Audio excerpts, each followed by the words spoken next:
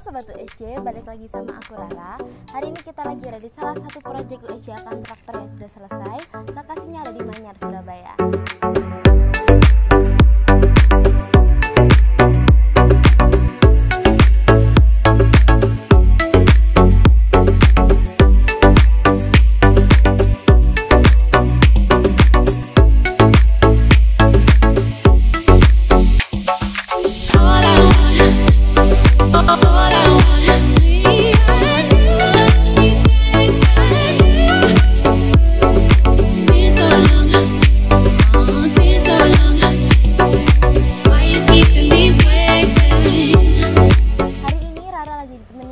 Mas Genta, salah satu tim USJ Studio. Halo Mas Genta, selamat siang. Selamat siang. Oke, Mas Genta, boleh diceritain nggak desain dari proyek Manyar Surabaya ini bagaimana? Baik, sebetulnya dari klien sendiri itu konsep awal itu minta untuk dibuatkan konsep rumah yang lebih ke arah modern, tentunya di modern kontemporer ya. Nah, di sini ada beberapa hal yang kita highlight ya, seperti di area atas. Nah, itu kita menggunakan semacam atap datar ya. Tentunya kita kombinasikan dengan iklim yang ada di Indonesia atau di Nusantara ini ya. Kenapa? Karena kita untuk atap miring itu nanti fungsinya selain sebagai penutup atap juga sebagai agar hujan itu semua akan terfokus di area belakang. Untuk ukuran rumah Manyar sendiri ini berapa ya, Mas? Oh ya, baik. Jadi untuk luas tanah di rumah kita proyek ini itu kurang lebih di kisaran 9 meter dengan panjang itu 19,75.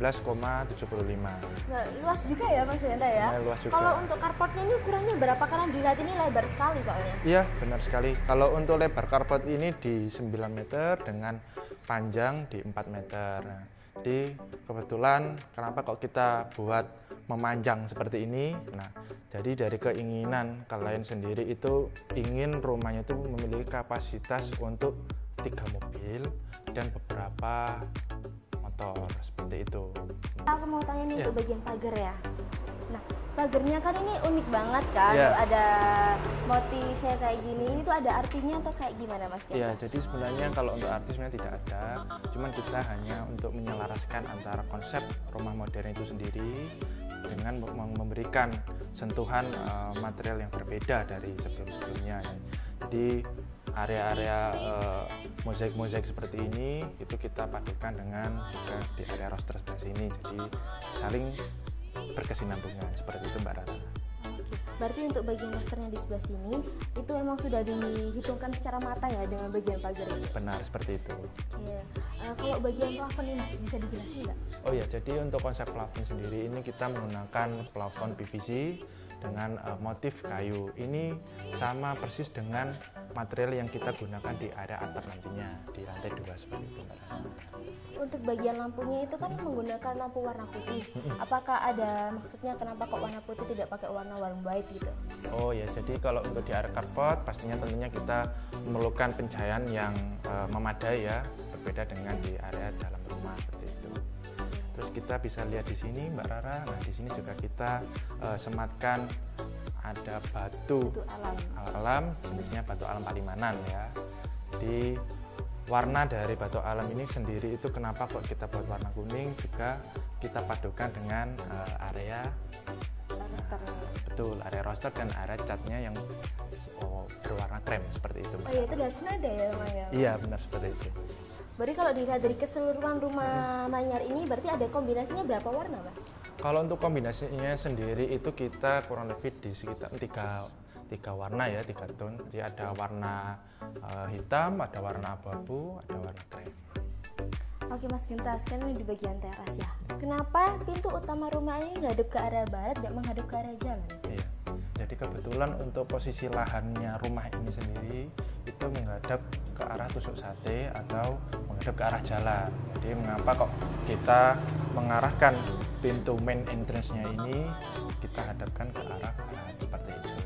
Lalu juga kita juga mengakomodir dari kebutuhan klien yang di awal itu minta bahwasanya untuk dibuatkan jalan masuk itu yang sedikit ada ranah privasinya seperti itu. Oke, Jadi biar, tidak langsung biar tidak langsung kelihatan jalan gitu ya. Kelihatan jalan, seperti itu. Berarti ini ada hubungannya ya dengan pagar, kenapa kok dibuat lebih rampet gitu?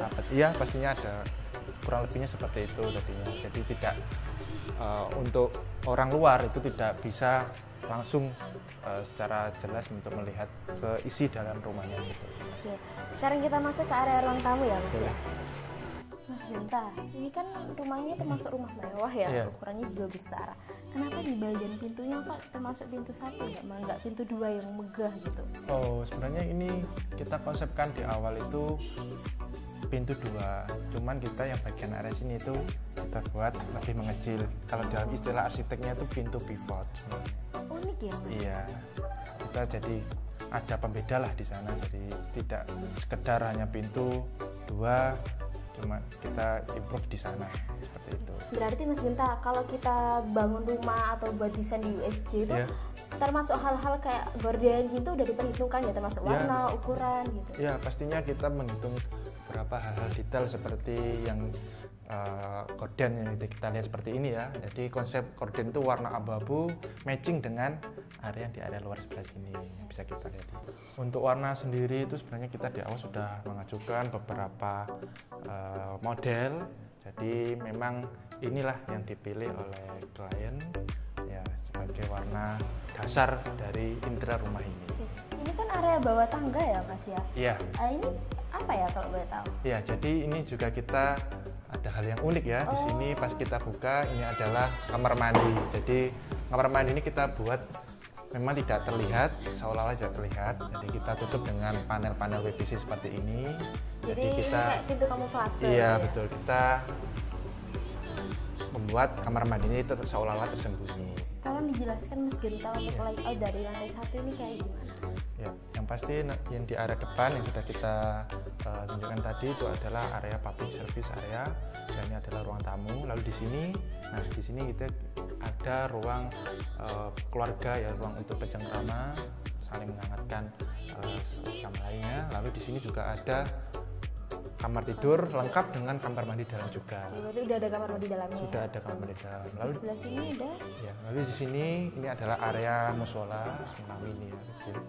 Jadi memang kita konsepkan di area ruang lantai satu ini karena juga untuk barangkali sewaktu-waktu ada tamu itu tidak perlu ke lantai atas.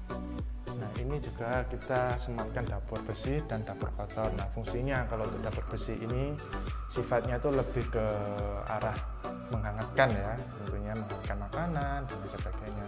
Kalau kita masuk di area sini, kita konsepkan ada dapur bersih dan ada dapur kotor. Nah, kalau dapur kotor ini tentunya pastinya sifatnya yang berbau makanan yang ada makanan berat, berminyak dan sebagainya. Terus bagian sini laundry room atau tempat wudhu?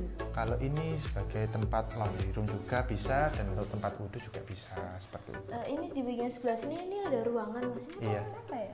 Oh iya, jadi kalau ini adalah ruangan kamar tidur ART ya. Jadi kita juga mengajukan ART karena memang di awal klien saya itu ingin sekali untuk dibuatkan kamar tidur ART sendiri seperti itu.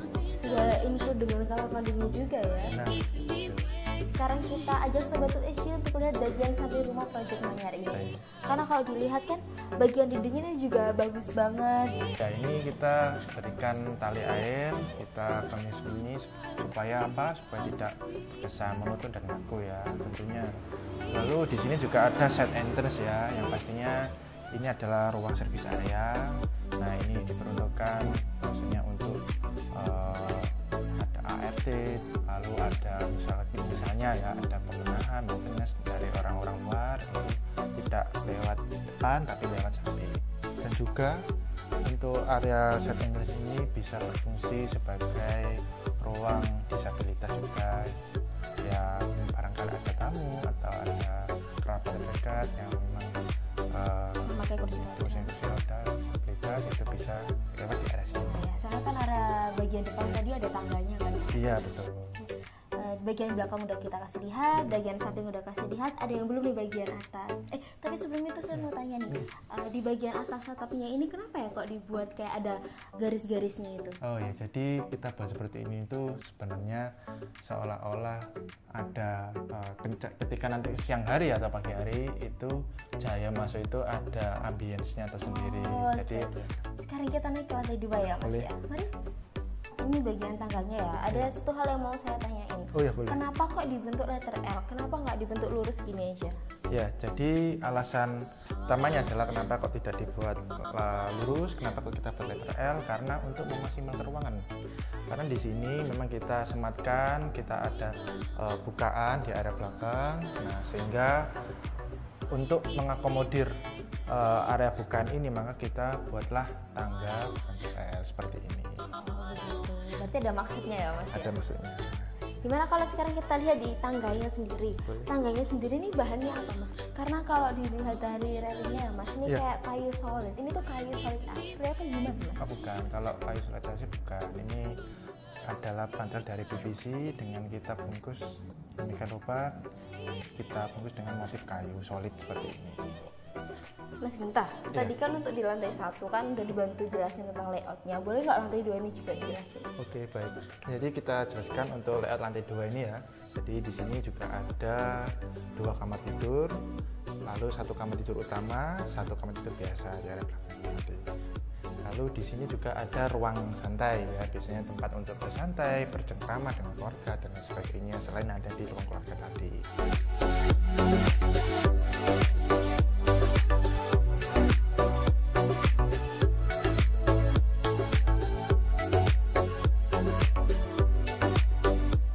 Di area belakang ini nanti kita buat untuk area dimana nanti penghuni bisa menjemur pakaian di sini seperti itu Mbak Rana. Nah di sini juga ada kamar mandi yang di area luar. Nah jadi maksudnya memang rencananya kamar tidur ini nanti mendapatkan kamar mandi yang di area sini. Sedangkan kamar tidur utama nanti juga ada kamar mandi dalamnya seperti itu. Ya. Sekarang kita lihat di bagian belakang rumah lantai 2 ini ada apa ya Mas Genta? Iya, jadi di area belakang ini adalah area yang terluar dari lantai 2-nya. Nah ini nanti fungsinya untuk area jemuran, lalu juga sebagai area penghawaan tentunya. Di sirkulasi udara di mana nanti ada pertukaran udara secara silang seperti itu ya. Kalau kita istilahnya punya cross ventilation gitu. Nah lalu yang bisa kita lihat di area sini ini adalah ada roster ya. Jadi selain sebagai penghalang untuk lantai di bawahnya, ini juga sebagai penghias. Ini roster yang sama dengan yang kita pakai di depan tadi. Cuma beda warna aja ya. Ini dicat aja. Warna abu, di bawah tadi dicat warna krem. Warna krem. Karena kita ingin menyatukan warna ini dengan selaras dengan warna yang ada di tembok sebelah sini. Ini temboknya dicat pakai cat comfort ya Mas? Iya benar sekali. Jadi ini kita berikan cat tekstur ya supaya itu tadi tidak terkesan monoton seperti itu. Bagian belakang udah nih, gimana Sobat IC kalau kita pindah di bagian depan untuk lihat fasad tampak depan lantai 2-nya? Boleh. Mari. Sebentar, di sebelah sini ya waktu habis naik tangga itu kan ada jendela yang gede banget ya. Terus di bagian luar itu juga ada list warna hitam. Ini fungsinya apa? Nah jadi kebetulan rumah ini kan menghadap ke arah selatan ya. Jadi kita sematkan di arah sebelah timur dari rumah bangunan ini itu adalah kita kasih secondary skin ya, supaya apa tujuannya, supaya cahaya matahari itu bisa langsung masuk ke dalam rumah seperti itu. Untuk bagian pintunya ini sama ya kayak yang pintu utama lantai 1 gitu? Ya, jadi untuk pintu ini materialnya sendiri itu sama dengan yang di lantai 1 tadi. Ini kita menggunakan baja proses, kita lapisi dengan tekstur kayu solid. Untuk ini di bagian fasad tampak depan rumahnya di lantai 2 ya Mas ya. Ini di bagian dindingnya ini sama ya kayak di lantai 1? Iya, memang kita sengaja buat sama karena kita mengedepankan unsur unity atau kesatuan. Jadi lantai 1 dan lantai 2 itu tidak ada perbedaan gitu. Di sudut sebelah kiri itu kan ada bagian ya Mas yang menyerong ke sebelah kiri. Itu tuh kenapa kok dibuat menyerong? Ya, jadi konsep di awal memang kita buat menyerong itu karena ingin menciptakan sesuatu yang unik ya, berbeda dari rumah-rumah yang pada umumnya seperti itu. Lalu kita juga berikan di sini motif garis-garis. Nah ini apa? Nah ini dari WPC Mbak Rara ya. Lalu kita sama warna dari WPC ini sama dengan yang bisa kita lihat di plafonnya ya. Ini sama semua, warna coklat tua seperti itu. Oke, Mas Ginta, ada satu hal yang mau saya tanyain juga. Tadi mau tanya itu lupa terus ya Sobat USJ. Untuk lantai, di bagian lantainya itu materialnya apa ya? Untuk lantai 1, lantai 2, bagian belakang itu materialnya apa? Oh ya, kalau lantai sendiri untuk yang di area utama bangunan ini adalah kita menggunakan granit dengan ukuran dimensi itu 60 x 60. Ya. Berarti untuk lantai 1, lantai 2, bagian belakang semua lantainya memakai granit ya? Iya, betul. Jadi itu tadi dari review kita untuk proyek USJ kontraktor yang sudah selesai, lokasinya di Manyar, Surabaya. Buat Sobat USJ yang mau bangun rumah atau renovasi rumah, langsung hubungi CP-nya USJ kontraktor di bawah sini. Atau mau buat desain, bisa langsung hubungi CP-nya USJ Studio di sini. Sampai jumpa di video-video selanjutnya. Bye-bye!